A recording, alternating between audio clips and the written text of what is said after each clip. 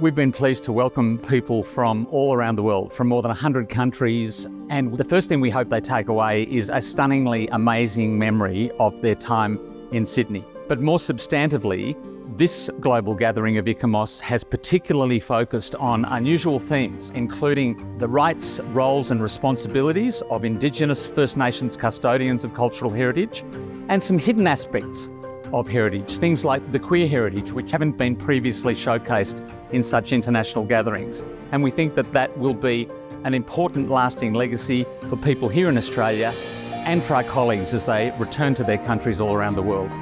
The experience at ICC Sydney has been fantastic, really fantastic. I have been here a number of times and had a number of tours which completely reassured me this was the perfect venue for this event.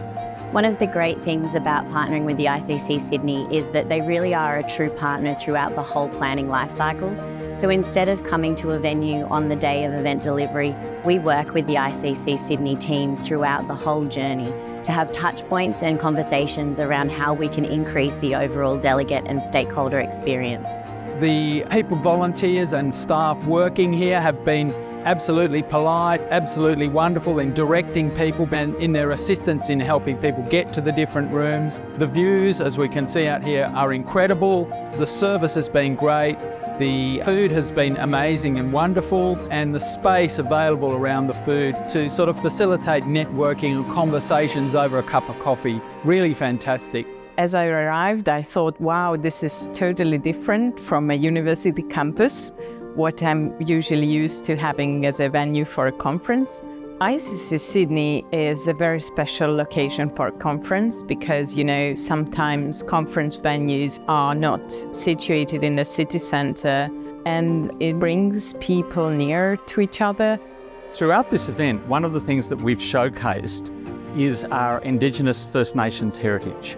We have been really delighted to receive a formal welcome to country from the representatives of the Metropolitan Local Aboriginal Land Council.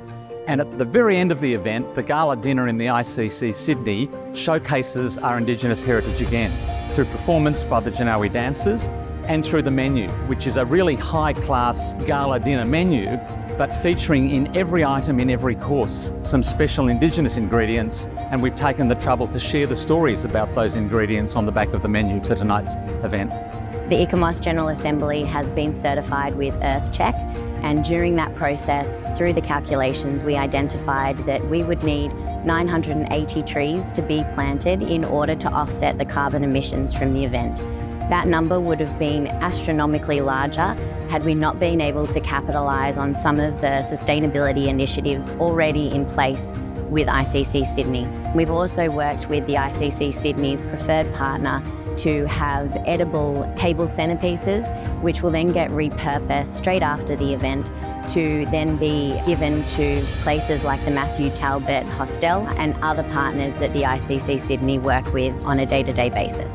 The ICOMOS event has made some very, very important decisions, some important resolutions, and that'll feed into the UNESCO and the World Heritage processes to have a greater recognition right from the beginning of Indigenous peoples, whether it's in sites and monuments or whether it's in natural areas for World Heritage listing. For our team to see that happening right in our own doorstep has given us great pride to be able to be part of that, and great inspiration to continue the work that we do in our legacy program and our reconciliation action plan.